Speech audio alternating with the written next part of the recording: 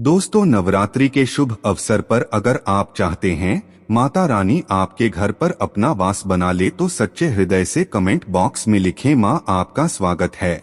हमारे घर में माँ के लिए एक लाइक तो बनता है। तो आइए जानते हैं दोस्तों, नवरात्रि में क्या नहीं खाना चाहिए और कौन सा फल खाना आवश्यक होता है और क्या नहीं पीना चाहिए। आज हम विस्तार से आपको बताएंगे। दोस्तों, शास्त्रों के अनुसार बताए गए व्रत चाहे किसी भी प्रकार का क्यों ना हो, उनसे जुड़े पालन का नियम करना अति आवश्यक माना जाता है, क्योंकि जो मन के मुताबिक किया जाए वो संघर्ष नहीं कहलाता है। मनोकामना को पूर्ण करने के लिए थोड़ा सा संघर्ष यानी कि तपस्या तो करनी ही पड़ती है। इसीलिए ऐसी मान्यता है कि व्रत को पूर्ण विधि विधान से किया जाना चाहिए, तब आपको व्रत का पूर्ण लाभ फल मिलता है, आपकी सभी मनोकामना पूर्ण हो जाती है। इसीलिए हर शास्त्र यही कहता है कि सच्चे दिल से अगर आपके मन में ईश्वर के प्रति श्रद्धा हो तो बिन पूजा पाठ के ही सारा फल मिल जाता है, और अगर मन में ईश्वर के प्रति शंका हो तो उस मनुष्य को कई जन्मों तक सुख नहीं मिलता। गीता में भगवान श्री कृष्ण ने स्वयं कहा था, जो मनुष्य सच्चे हृदय से माँ को पुकारता है तो उसका नाता उस शक्ति से जुड़ जाता है जिसे आपने सच्चे हृदय से पुकारा था। इसीलिए भगवान भी कहते हैं कि सच्चे हृदय से ही ईश्वर को पुकारें तो वह आपकी हर मनोकामना पूर्ण करते हैं। कई लोग ऐसे हैं जो भगवान के सामने घंटों तक पूजा पाठ करते हैं तथा रोते हैं, फिर भी भगवान उनकी कभी नहीं सुनता। दरअसल जब आप सच्चे मन से ईश्वर को पुकारते ही नहीं हैं तो भला वह आपकी पुकार कैसे सुनेंगे। दोस्तों, यह तो थी वो बातें जो भक्त और भगवान के बीच की है। अब हम जानते हैं नवरात्रों के दौरान क्या नहीं खाना चाहिए और क्या नहीं पीना चाहिए और कौन सा फल खाने से व्रत संपूर्ण और सफल हो जाता है। दोस्तों, हमारे चैनल को सब्सक्राइब जरूर करें और इस बेल आइकन को दबाना न भूलें, क्योंकि इसी तरह की सारी जानकारी आपको तुरंत मिलेंगी।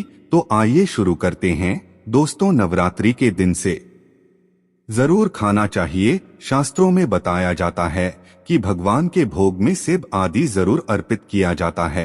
अगर आपका व्रत है तो आपको सेब जरूर खाना चाहिए। केला, पपीता, तरबूज और मीठे अंगूर जरूर खाना चाहिए। इन फलों से व्रतधारी को शक्ति मिलती है और व्रत संपूर्ण हो जाता है। शास्त्रों में बताया जाता है कि नवरात्रों के दिनों में सीताफल जरूर खाना चाहिए। सीताफल खाने से 7 ऐसी बीमारियां हैं जो खत्म हो जाती है। माना जाता है कि नवरात्रों के दिनों में सीताफल का घर में प्रवेश होना बड़ा ही शुभ माना गया है।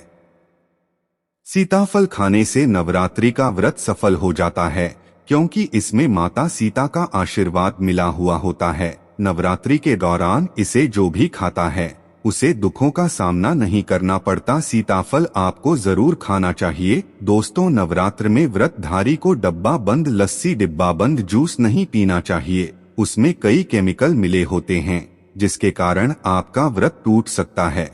जब भी आप फलों का जूस पिए तो याद रखें उसमें नमक डालें, नहीं तो व्रत टूट जाएगा। साथ ही साथ जूस में बड़ा भी नहीं डालना चाहिए। फलों का सादा जूस पीने से बेहद सफल होता है। दोस्तों, नवरात्रि के दौरान सिंघाड़े का आटा या कुट्टू का आटा खाने से पहले यह देख लें कि आटा पुराने नहीं होना चाहिए, क्योंकि पुराने आटे में कीड़े वगैरह पड़ जाते हैं जिसके कारण आपका व्रत टूट सकता है, क्योंकि यह छोटे छोटे कीड़े हमें दिखाई नहीं देती और आपके मुंह तक पहुंच जाते हैं।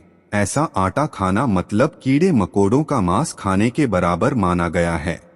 दोस्तों, नवरात्रि के दौरान शाम के समय खाने में दही ले सकते हैं, आलू वगैरह खा सकते हैं, साबूदाने की टिकिया बनाकर खा सकते हैं, साबूदाने के और आलू के पापड़ भी खा सकते हैं।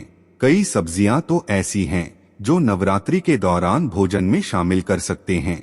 इससे आपको एनर्जी मिलेगी और बेहद सफल हो जाओगे। नंबर 8, स्त्री के दौरान आप दूध पी सकते हैं जो आपको ताकत देगा। चाय वगैरह भी पी सकते हैं, लेकिन याद रहे उसमें नमक न डाले। एक बात का ध्यान रहे, व्रतधारी को पेट भर खाना यानी गले तक भोजन नहीं करना चाहिए, नहीं तो व्रत रखने का कोई भी फायदा नहीं होगा।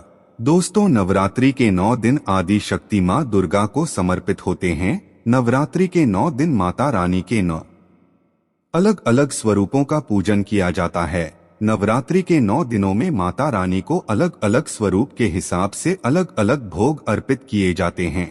लेकिन क्या आप जानते हैं, कुछ ऐसी वस्तु हैं जिन्हें नवरात्रि के दौरान भूलकर भी माता रानी को आरोपित नहीं करना चाहिए। अगर इन वस्तुओं को आप गलती से भी माता रानी को अर्पित कर देते हैं तो आपको व्रत और पूजन का पूर्ण लाभ नहीं होगा। इसीलिए माता रानी की कृपा प्राप्त करने के लिए आपको यह जानना अति आवश्यक है कि वह कौन सी ऐसी वस्तु है जो माता रानी के पूजन में भूलकर भी इस्तेमाल नहीं करना चाहिए।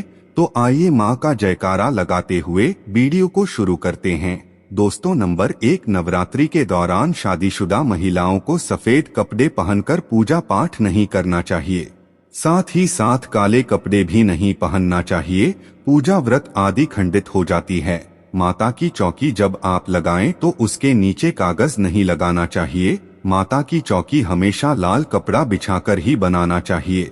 हमेशा याद रहे, नवरात्रि के इन 9 दिनों तक व्रतधारी को अपना आसन माँ की चौकी के आगे ही लगाना चाहिए और आपको सोना चाहिए। मंदिर को नवरात्रों के दौरान अकेला छोड़ा जाना बहुत ही अशुभ माना जाता है।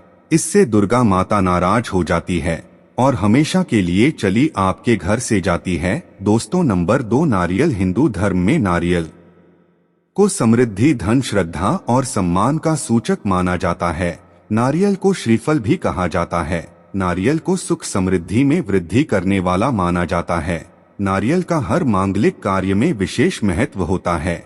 जैसे कि आप सभी जानते हैं कि माता रानी के कई मंदिरों में नारियल की बलि भी दी जाती है और माता रानी के पूजन में नारियल का इस्तेमाल हम सभी करते हैं। खासकर कलश की स्थापना नारियल रखकर ही की जाती है।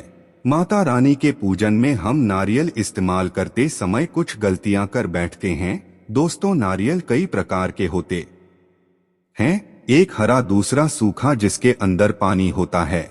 जिस नारियल के अंदर पानी होता है, माता रानी के पूजन में सदैव पानी वाला और जटा वाला नारियल ही इस्तेमाल करें। नारियल का पूर्ण होना चाहिए। नारियल चटका हुआ या टूटा हुआ नहीं होना चाहिए, क्योंकि साबुत नारियल ही पूर्ण और पवित्रता का प्रतीक होता है। साबुत नारियल ही सुख समृद्धि का प्रतीक होता है। साबुत नारियल को ही श्री फल यानी कि माँ लक्ष्मी का फल कहा जाता है। नवरात्रि में माँ दुर्गा के कलश की स्थापना करते समय जटा वाला यानी पानी वाला नारियल ही कलश पर स्थापित करना चाहिए। साथ ही यह ध्यान रखना चाहिए कि नारियल को सदैव कलश के ऊपर लेटा कर रखना चाहिए। कलश स्थापना करते समय कभी भी नारियल को खड़ा करके नहीं रखा जाता है।